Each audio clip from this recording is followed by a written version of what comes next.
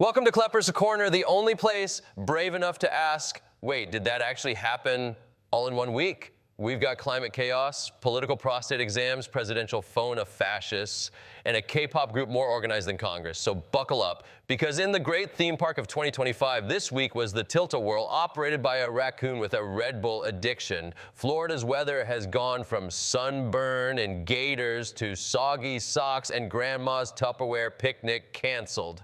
Yes, South Florida's getting cooler and wetter, so basically it's becoming Seattle, but with more nudity and fewer tech bros. Retirement just got a splash of seasonal depression. Meanwhile, in Israel, the government finally let aid into Gaza after 2 months of blockade, proving humanitarian crises can be paused for 5 minutes when public relations gets bad enough.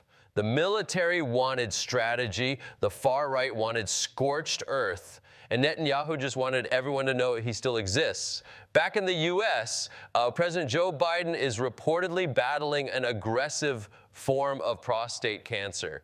It's a serious moment, but let's be real. Every American over 40 just Googled prostate cancer survival rate, and is my PSA high from stress? Our thoughts are with the president and his urologist, who now might be the most powerful man in America. Trump took a call with Putin this week to talk Ukraine, because nothing eases geopolitical tension like a late-night phone call between two guys who think the Cold War was a good time. Rumor has it Putin offered him Crimea in exchange for Florida. Tough trade, too many golf carts. Over 30 million Americans were under severe weather alerts. Between floods, fires, and air that smells like boiled nickel, 2025 is starting to feel like Earth's final season. A spoiler alert, it ends with a spinning wheel of disaster labeled climate roulette. In Pakistan, the military is popular again after a clash with India.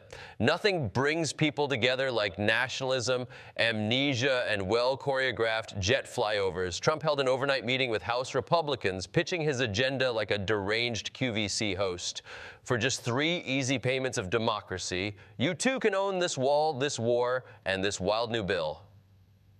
Polls show America is split. 46% approval, 54% wondering how he got in the building. The S&P is flirting with record highs. Big tech soaring, Apple's slipping, and Moody's downgraded U.S. credit. The economy right now is like a guy juggling knives. Impressive until someone screams incoming tariff. KC on L.A. is set, and Kep Wonder's headlining. Translation, downtown L.A. will temporarily be declared a squealing-only zone.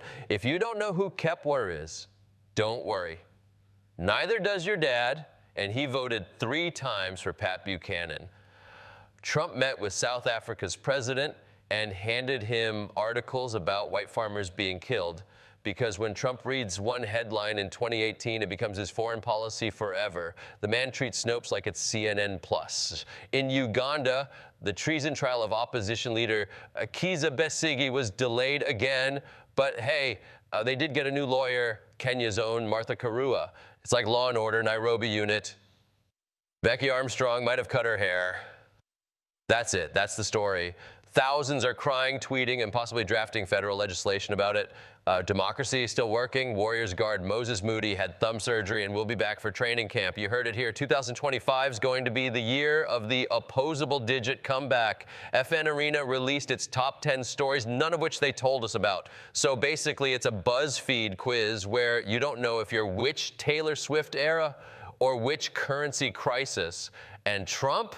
He eased sanctions on Syria this week, proving once again that when in doubt, just unsanction something and hope no one reads past the headline. It's diplomacy by dartboard. That's your weekly wrap-up, folks. We got wet weather, war whispers, and wigs in motion. If it feels like 2025 is playing Mad Libs with our news cycle, you're not wrong. I'm Jordan Klepper. Join me next week for more chaos, climate, and K-pop.